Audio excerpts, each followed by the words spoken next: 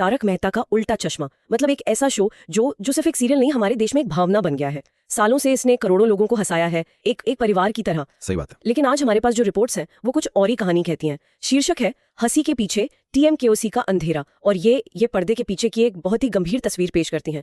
तो आज हम इसी पर थोड़ी गहराई से बात करेंगे कि इन लेखों में आखिर दावे क्या हैं। और ये जो पढ़ते हैं ना, इनकी शुरुआत ही एक बहुत बड़े कॉन्ट्रास्ट से होती है कि स्क्रीन पर तो सब हंस रहे हैं, एकता का मैसेज है, और इन रिपोर्ट्स के मुताबिक पर्दे के पीछे डर और दर्द का माहौल था। दो अलग दुनियाएं। बिल्कुल, और यही दो अलग दुनियाएं हमारी आज की बातचीत का सेंटर पॉइंट है। इन रिपोर्ट्स में जो सबसे चौंकाने वाली बात है, जो बार बार सामने आती है, वो है डर का माहौल।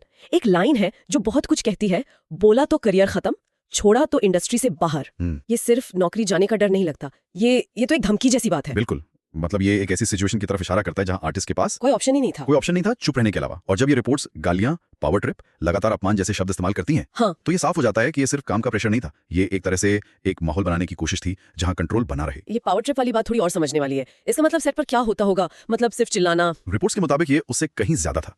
पावर ट्रिप का मतलब था कि किसी को नीचा दिखाने के लिए जानबूझकर घंटों इंतजार करवाना, अच्छा, या लास्ट मिनट पर किसी का सीन बदल देना, सिर्फ ये जताने के लिए कि असली बॉस कौन है। ओहो, तो ये अपमान करने का एक तरीका था, जिससे सामने वाला हमेशा दबाव महसूस करे। तो ये काम कराने का तरीका नहीं था? नहीं, ये ताकत दिखाने का खेल था। तो ये गालियां और अपमान, ये तो एक बात हुई, लेकिन ये लेख तो इससे भी एक कदम आगे जाते हैं।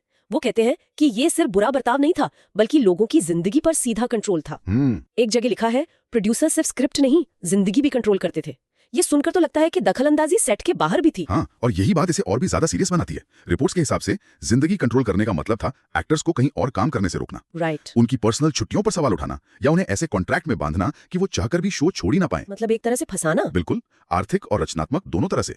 तो पर्दे के पीछे की लड़ाइयां सिर्फ किरदारों की नहीं थी, असली इंसानों की थी। तो सवाल ये उठता है कि ऐसा क्यों? मतलब एक शो जो इतना सफल है, उसे ऐसे माहौल की जरूरत क्यों पड़ी? इन रिपोर्ट्स में इसकी वजह सीधा टीआरपी से जुड़ी गई है। हाँ, और ये कनेक्शन बहुत दिलचस्प है। देखिए, टीआरपी का मतलब है डेडलाइन। हफ्ते दर हफ्ते आपको एपिसोड्स देने ही हैं। और जब प्रेशर इतना ज्यादा हो तो रिपोर्ट्स के मुताबिक इंसानी भावनाओं के लिए कोई जगह नहीं बचती। मतलब कोई बीमार है या घर में कोई प्रॉब्लम है, कोई फर्क नहीं पड़ता, शो चलना चाहिए। और यहीं से वो कंट्रोल और सख्ती का दौर शुरू होता है, जहां लेख कहता है कि नैतिक मूल्यों की कुर्बानी दी गई। तो लक्ष्य हंसाना नहीं रहा, लक्ष्य बन गया किसी भी कीमत पर टॉप पर बने रहना। तो इसका मतलब क्या निकलता है? जिस शो ने हमें एकमेव सेक्रेटरी और गोकुलधाम परिवार का सपना दिखाया, क्या उसी ने पर्दे के पीछे काम करने वालों को तोड़ दिया? रिपोर्ट्स तो यही दावा करती हैं कि कुछ लोग टूट गए और कुछ चुपचाप सहते हुए चले गए। इन दस्तावेजों का जो आखिरी निष्कर्ष है वो बहुत साफ और कठोर है। उनके अनुसार असली शो डर, नियंत्रण और विश्वासघात का चल रहा था।